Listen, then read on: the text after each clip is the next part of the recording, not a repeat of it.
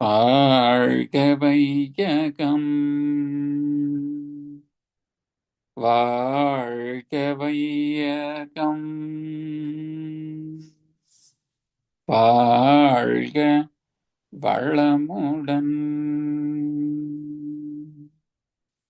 சிந்தனையை உடல் நலத்தை சீரமைத்து உய்வித்த குருவே வாழ்க, குருவே துணை. வேதாத்திரியம் வாழ்க வளமுடன். இன்று வரை உலகில் தோன்றிய அனைத்து சித்தர்களும் ஞானிகளும் மகான்களும் மற்றும் வேதாத்திரிய கோட்பாடுகளை அர்ப்பணிப்புணர்வோடு அகிலமெங்கும் உணர்வாக்கி கொண்டிருக்கும் ஞானாசிரியர்களின் மதிநுட்பமும் குருவர்களோடு சூக்குமமாய் நம்மை சூழ்ந்திருந்து நாம் ஓய்வதற்கு துணை நிற்குமாக என்று சங்கல்பித்துக் கொண்டு இன்றைய தவ நிகழ்வை இறைவணக்கம் குரு வணக்கத்தோடு நாம் இனிதே துவங்குவோம். இறைவணக்கம் பாட அருள்நிதி சிவசங்கரி சிவபாலா அம்மா அவர்களும், குரு வணக்கம் பாட அருள்நிதி பத்மாவதி அம்மா அவர்களும். வாழ்க வளமுடன். வாழ்க வளமுடன். இறைவணக்கம். எல்லாம் வல்ல தெய்வமது எங்கும் உள்ளது நீக்கமர சொல்லால் மட்டும் நம்பாதே சுயமாய் சிந்தி தெளிவாய் வல்லாய் உடலில் இயக்கம் அவன் வாழ்வில் உயிரில் அறிவும் அவன் கல்லார் கற்றார் செயல் விளைவார் காணும் இன்ப துன்பம் அவன் அவனின் இயக்கம் அணுவாற்றல் அணு கூட்டு பக்குவம் நீ அவனில் தான் நீ உன்னிலவன் அவன் யார் நீ யார் பிரிவேது அவனை மறந்தால் நீ சிறியோர் அவனை அறிந்தால் நீ பெரியோன் அவன் நீ ஒன்றாய் அறியுமிடம் அறிவு முழுமை அது முக்தி அறிவு முழுமை அது முக்தி. வாழ்க்கை.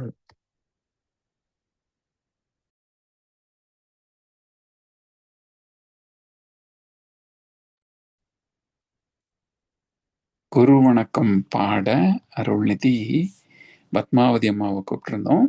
அம்மா இல்லைன்னு நினைக்கிறேன்.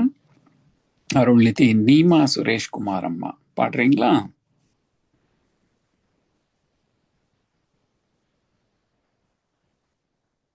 வாழ்க வளமுடனுங்க ஐயா. பாடுறேங்க ஐயா. வாழ்க வளமுடன். குரு வணக்கம். தந்தை தாயீர் உயிரும் ஒன்று சேர்ந்து தழைத்தொரு உடலாகி இவ்வுலகில் வந்தேன். அந்த ஈருயிர் வினைகள் அறமோ மற்றோ அளித்த பதிவுகள் எல்லாம் என் சொத்தாச்சு.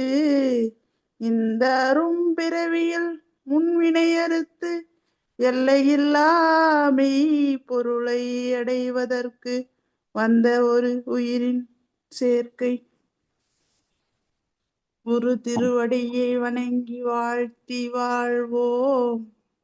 குரு திருவடியை வணங்கி வாழ்த்தி வாழ்வோம். நன்றிகளுங்க ஐயா. வாழ்க வளமுடன். வாழ்க குருவே துணை.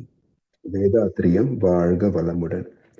இன்றைய 9 மைய தவத்தினை மிகச்சிறந்த முறையில் வழிநடத்திய ஞானாசிரியர் பேராசிரியர் அருள்நிதி ஸ்ரீராம் ஜெயபிரகாஷ் அவர்களும் அவர் தம் அன்பு குடும்பத்தினரும் அருட்பேராற்றல் கருணையினால் உடல் நலம், நீள் ஆயுள், நிறை செல்வம், உயர் புகழ், மெய் ஞானம் ஓங்கி வாழ்க வளமுடன், வாழ்க வளமுடன், வாழ்க வளமுடன்.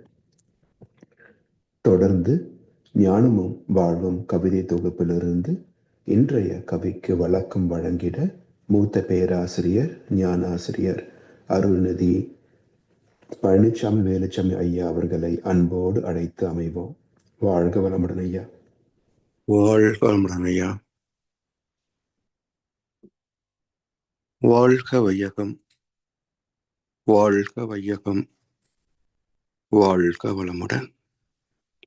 குரு வாழ்க, குருவே துணை. சான்றோர் பெருமக்களே, ஞானமும் வாழ்வும் கவிதை தொகுப்பின் தொடர் சிந்தனையில் கர்மயோகம் பற்றிய இரண்டாவது கவி. இயற்கை நீதி.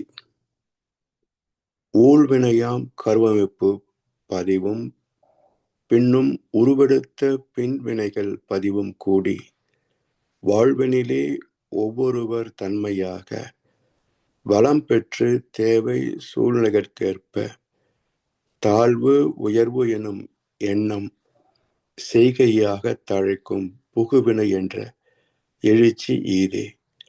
ஏழ் பிறப்பும் இவ்வினையும் தொடரும் ஒத்து எழும் அமைதி இன்பத் துன்பம் இயற்கை நீதி. பகவத்கீதையில வினை, வினை தலைமை, வினை பயன் இவற்றை இறைவன் உலகுக்கு உண்டு பண்ணவில்லை, இயற்கையை இங்கனும் சேவிக்கிறது என்று ஒரு அற்புதமான ஸ்லோகம் உண்டு. இப்ப இறைவன் செய்யவில்லை, இயற்கையே இங்கனும் சேவிக்கிறது என்றால் அடுத்த ஒரு கேள்வி எழும்.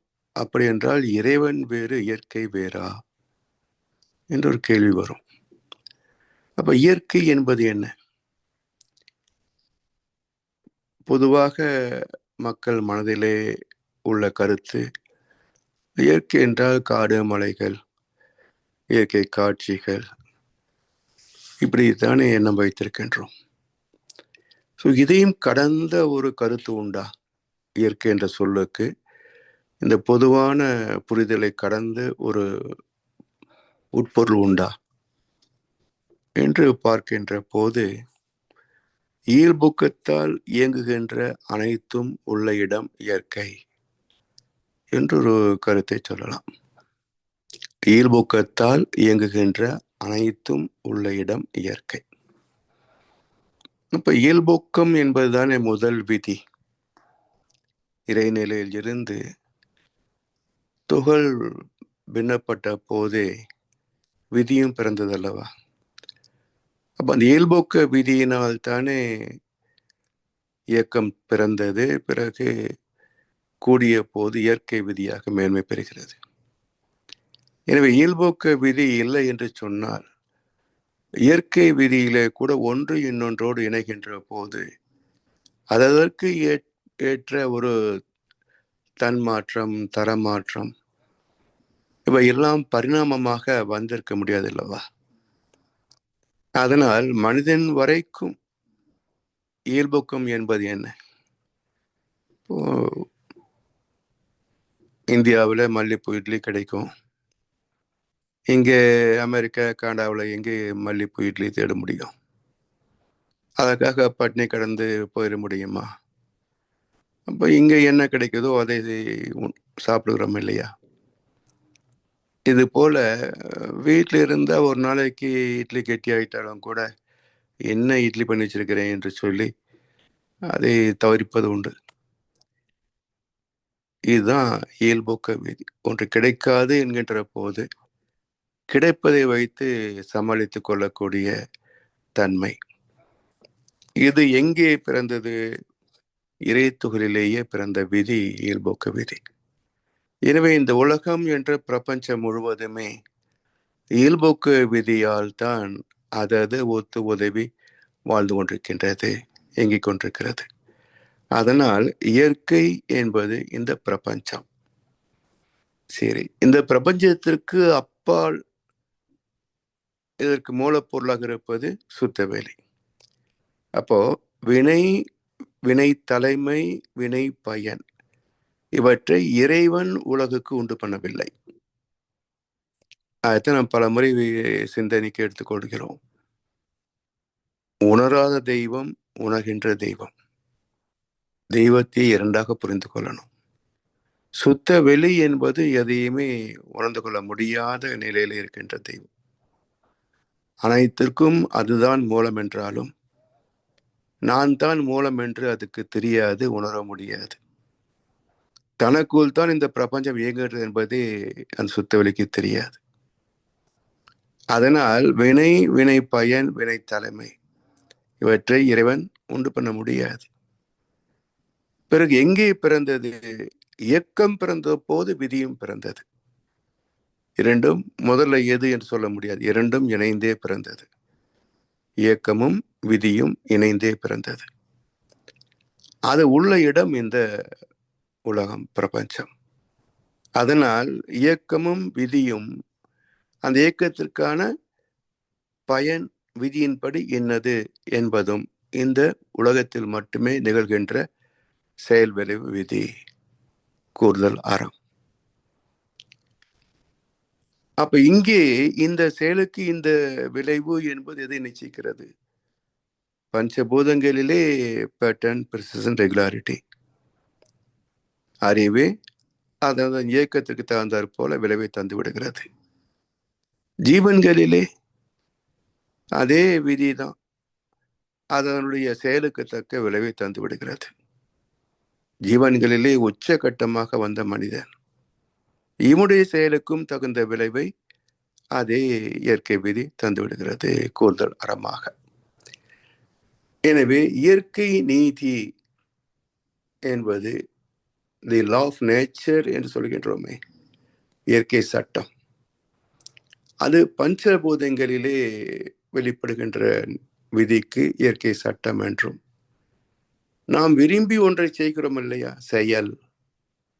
அப்ப பஞ்சபூதங்களில் விரும்பி செய்வது இல்லை, அது இயல்புக்கத்தால் நிகழ்கின்ற இயக்கங்கள். அப்ப விரும்பி செய்வது என்பது ஜீவன்களிலே தான், அதுல உச்சகட்டமாக மனிதன். அதனால் இயற்கை நீதி அல்லது இயல்புக்க விதி, இயற்கை விதி, செயலுக்கு தக்க விளைவு, இந்த மூன்றையும் இணைத்து ஒரே கருத்தில் சொன்னால் தெய்வ நீதி என்று சொல்லலாம். அந்த தெய்வ நீதியை தான் அங்கு இயற்கை விதியாகவும் அதற்கு முன்பு இயல்புக்க விதியாகவும் நம்மிலே செயலுக்கு தக்க விளைவு என்ற விதியாகவும் செயல்பட்டு கொண்டிருக்கிறது. அதனால் இயற்கை நீதி என்பது இந்த செயலுக்கு தக்க விளைவு என்ற விதி. சரி, ஊழ்வினையாம் கருவமைப்பு பதிவும் பின்னும். ஊழ் 38வது அதிகாரம், அறத்துப்பாலை முடிக்கின்ற போது வள்ளுவப்பெருந்தகை 38வது அதிகாரத்திற்கு இட்ட தலைப்பு ஊழ். ஊழ் என்றால் இயற்கை நீதி என்று அர்த்தம். இயற்கை நீதிக்கு முரண்பட்டு செயல்கின்ற செயலுக்கு, வாழ்க்கைக்கு பெயர் என்ன என்றால் ஊழ் கூட்டல் அல், ஊழல். இயற்கை விதிக்கு முரண்பட்ட செயல்பாடுகள் ஊழல்.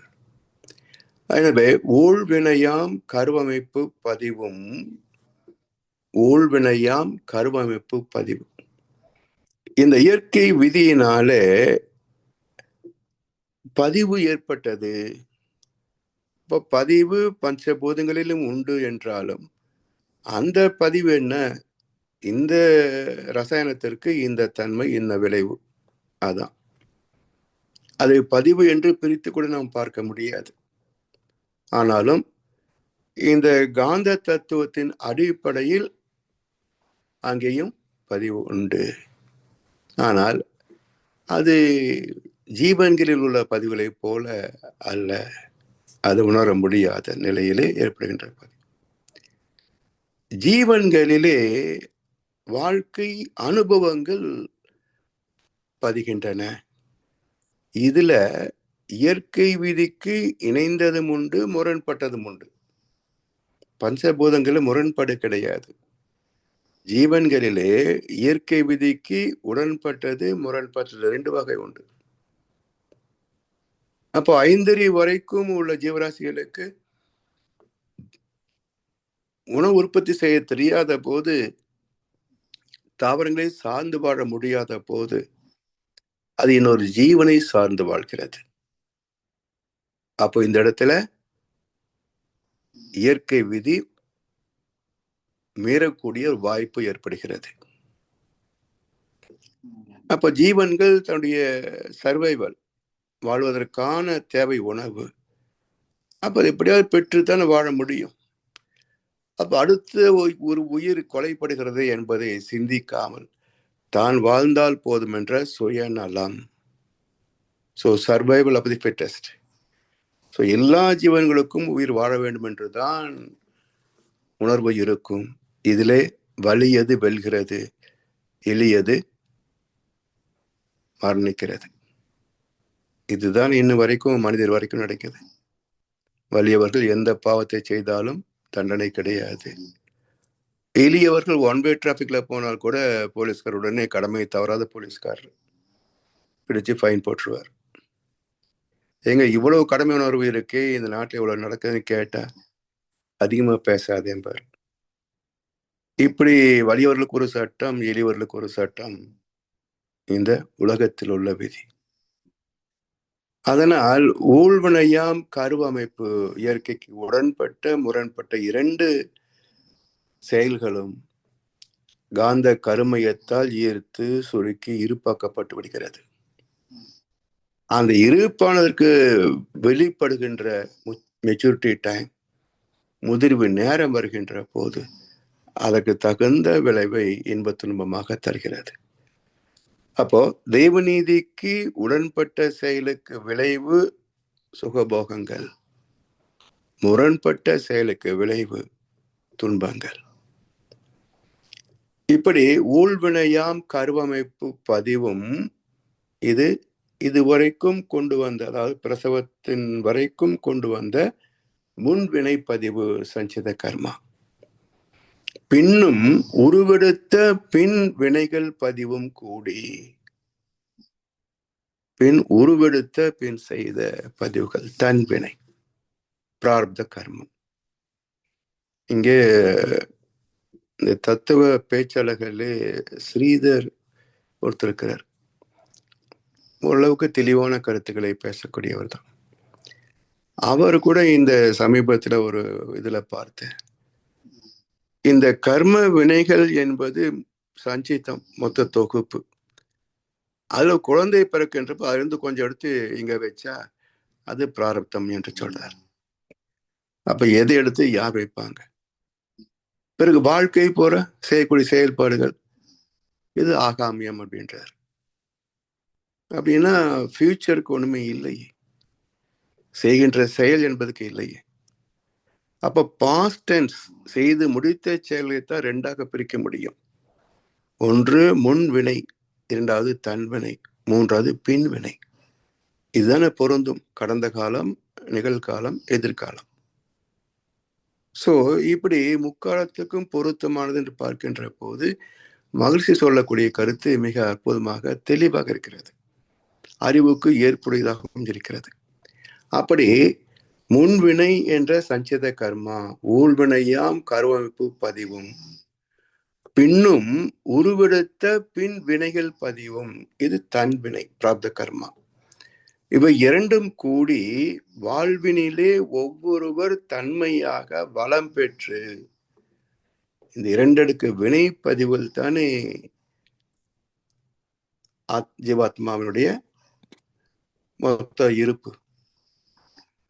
இவைதானே பிரதிபலித்து நமக்கு எண்ணம் சொல் செயலாக மாறுகிறது என்றால், ஒரு மனிதனின், ஒரு ஜீவாத்மாவின் தரம் என்னது என்று நிச்சயிப்பதிலே முன்வினை பெரும் பங்கு வகிக்கிறது. அதை சார்ந்து எழுந்த தன்வினை அதனோடு இணைகிறது. அப்போ இரண்டு அடுக்கு வினைப்பதிவுகள் சேர்ந்ததே ஒரு மனிதனுடைய personality. Perceptual ability is personality. பர்சனாலிட்டினா முக அழகு, உடல் அழகு கிடையாதுங்க. பர்செப்ஷனல் எபிலிட்டி இஸ் பர்சனாலிட்டி, அறிவாட்சி தரம் என்ற அர்த்தம். பர்சனாலிட்டி என்றால் அறிவாட்சி தரம். ஸோ அப்படி உருவெடுத்த பின் வினைகள் பதிவும் கூடி வாழ்வினிலே ஒவ்வொருவர் தன்மையாக வளம் பெற்று தேவை சூழ்நிலைகளுக்கு ஏற்ப தாழ்வு உயர்வு எனும் எண்ணம் செய்கையாக தழைக்கும் புகுவினை என்ற எழுச்சி இதே. இந்த ரெண்டையும் சேர்ந்து எண்ணம் வருது. அதுல வெறுக்கத்தக்க எண்ணங்களும் உண்டு, மதிக்கத்தக்க எண்ணங்களும் உண்டு. ஏனென்றால் எந்த அனுபவத்தை யார் பெறல, அதாவது நாம் செய்யவில்லை என்றாலும் கூட இப்படியெல்லாம் நடக்கிறது உலகத்தில் என்பது தெரியும் இல்லையா, செய்தியாக. அது போல நம்மிடத்தில் இல்லாத பதிவுகள் என்பது குறைவு தான். அந்தந்த துறை சார்ந்த பதிவு நம்மிடத்தில் எல்லாம் இருக்கலாம். மருத்துவத்துறை நமக்கு என்ன தெரியும்? இப்போ நாம எந்த துறையில் கல்வி கற்றோமோ அது வரைக்கும் நமக்கு தெரியும். அதோடு முன்வினை தன்வினை என்ற பதிவுகள் தெரியும். இப்படி இந்த 2 வினை பதிவுகளே பின்வினைக்கான எண்ணங்களை தோற்றுவிக்கின்றன. சரி, இப்போ பிடித்த எண்ணம் வருது, பிடிக்காத எண்ணம் வருது, காரணம் தன்வினை முன்வினை. சரி, இப்ப மனவளக்கலைக்கு வந்து விட்டோம், தர்ம நியாயம் தெரிகிறது. அப்ப இதுவரைக்கும் செய்த செயலின் விளைவாக ஒரு பதிவு வெளிப்பட்டு எண்ணம் வருகின்ற போது என்ன இதெல்லாம் நினைச்சுக்கிட்டேன் என்று ஒரு நமக்குள்ளேயே அதை விளக்குகின்ற அடிப்படையிலே விளக்கக்கூடிய உணர்வு வந்துடுது இல்லையா?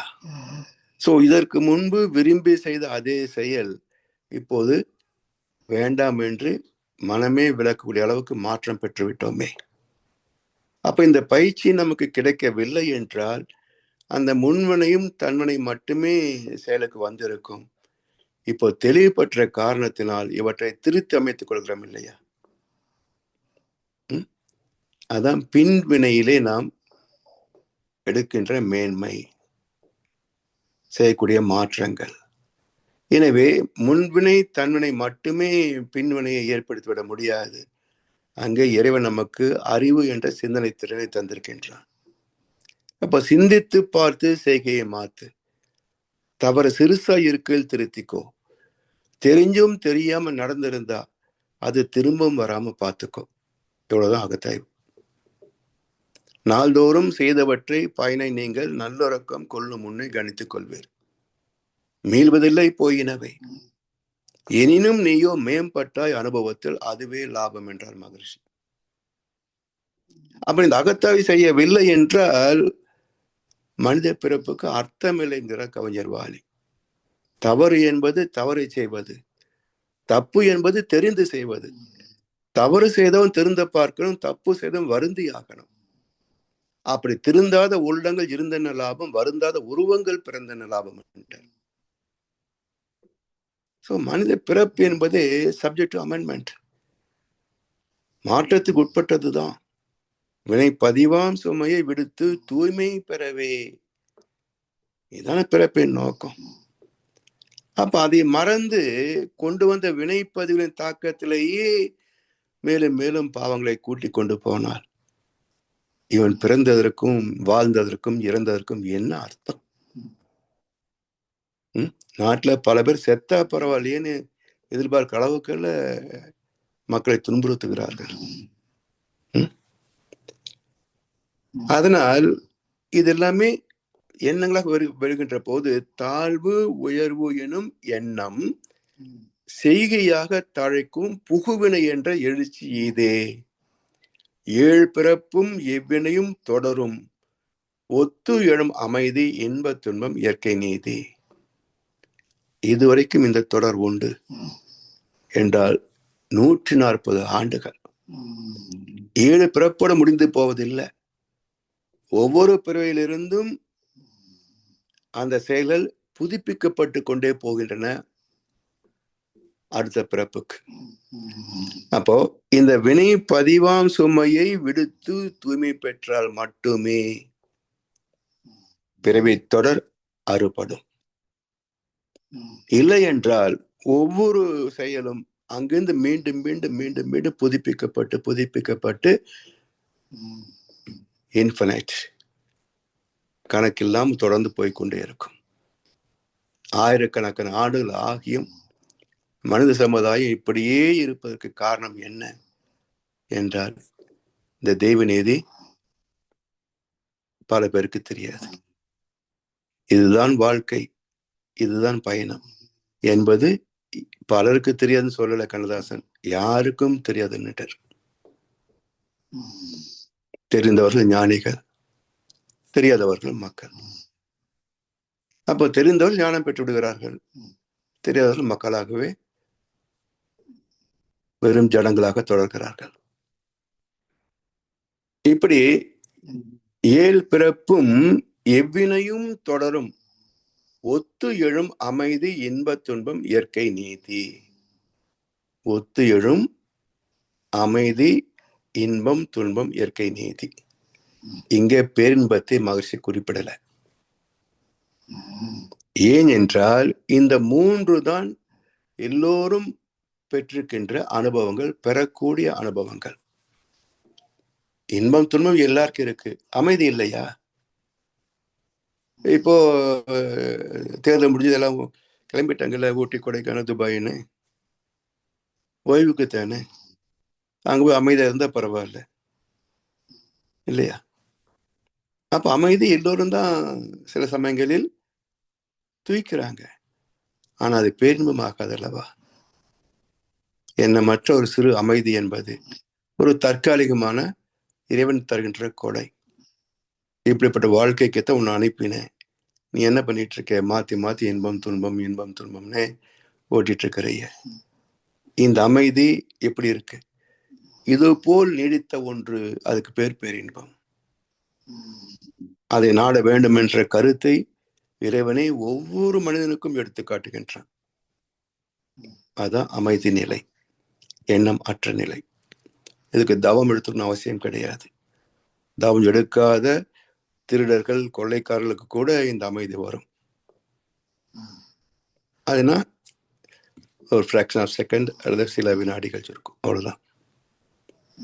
அப்ப இதை, இந்த அமைதியை நேசிப்பவர்கள், ரசிப்பவர்கள், இதை இன்னும் தூய்க்க வேண்டும் என்று ஆசைப்படுபவர்கள் என்ன செய்தாகணும்? பேரின்பத்திற்கான மார்க்கத்திலே வந்தாகணும்.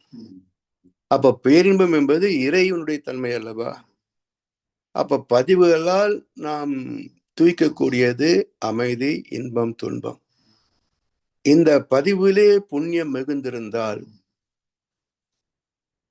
பக்தியிலே துவங்கி ஞானத்திலே வாழ்க்கையை மேன்மைப்படுத்தி கொண்டால், பெறக்கூடிய பக்குவம் செயல் ஒழுக்கம் நமக்கு ஆன்மீகத்திலே மேன்மையை தரும்.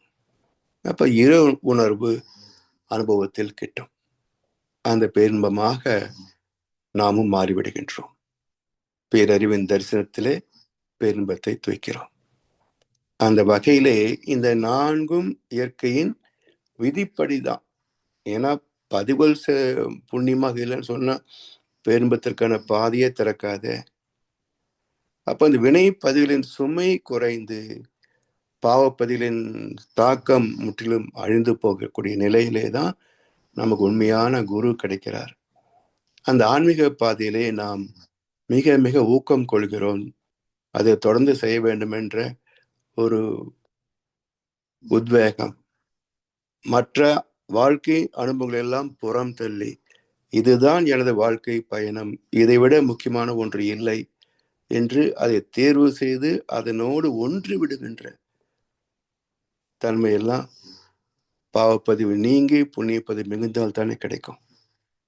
எனவே அந்த பேரின்பத்தை தூய்ப்பதற்கும் வினைப்பதிவுகள் தான் அடிப்படை.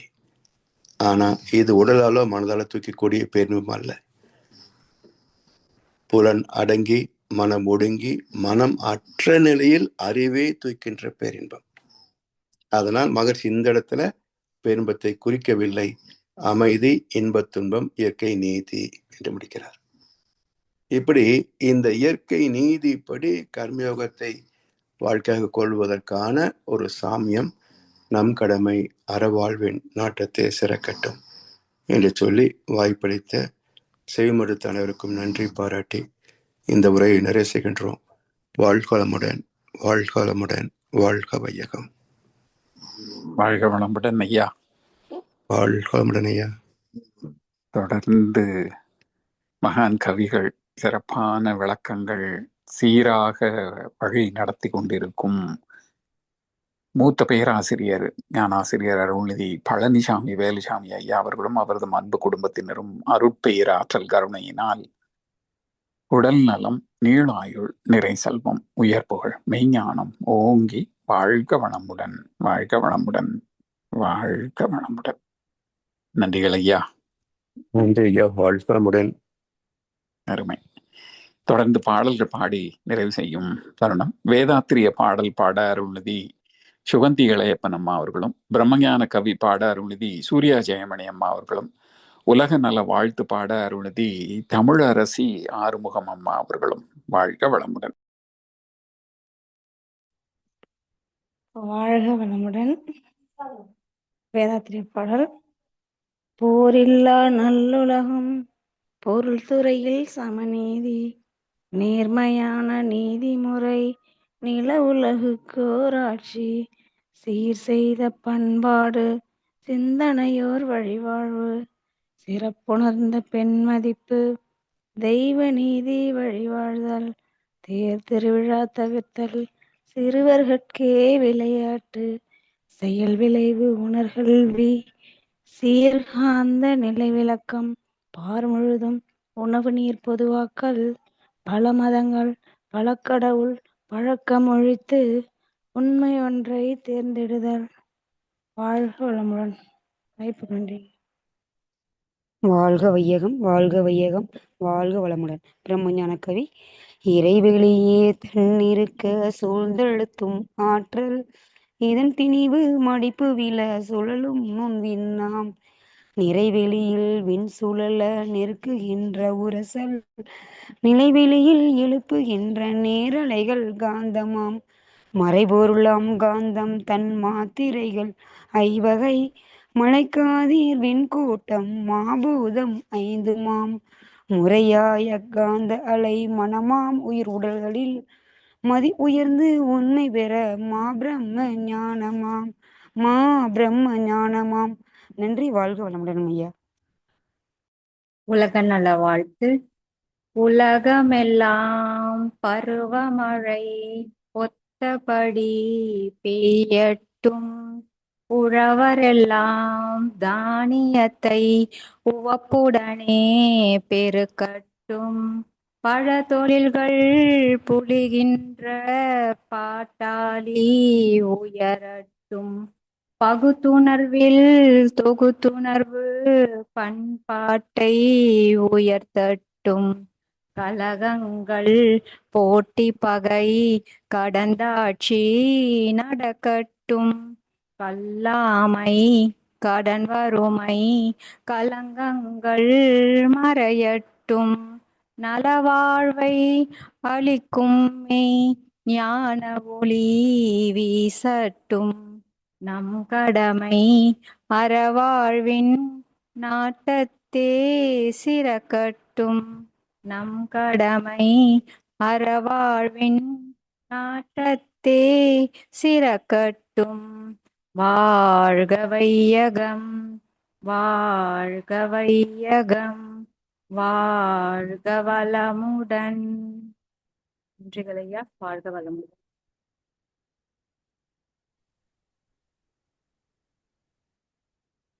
வாழ்க வளமுடன். இன்றைய தவத்தில் கலந்து கொண்ட நண்பர்கள், தவத்தை வழிநடத்தியோர், நச்சிந்தனை வழங்கியோர், பாடல்கள் பாடியோர் அனைவரும் வாழ்க வளமுடன். அவர்களின் அன்பு குடும்பம், அவர்களின் உடல் நலம், மனவளம், பொருள் வளம், அருள் தொண்டு, ஆன்மீக தொண்டு, வாழ்க வளமுடன், வாழ்க வளமுடன், வாழ்க வளமுடன். இத்துடன் இன்றைய காலை தவம் நிகழ்வு மகிழ்வோடும் நிகழ்வோடும் இனிதே நிறைவு பெறுகிறது. இறையர்களும் குருவர்களும் நம் அனைவரையும் எப்பொழுதும் சூழ்ந்திருந்து நம்ம இந்த இறைநிலையுணர் பயணத்திலே சிறந்த முறையிலே வழிநடத்தட்டும் என அனைவரையும் வாழ்த்தி வணங்கி நன்றி கூறி அமைகிறோம். வாழ்க வையகம், வாழ்க வையகம், வாழ்க வளமுடன்.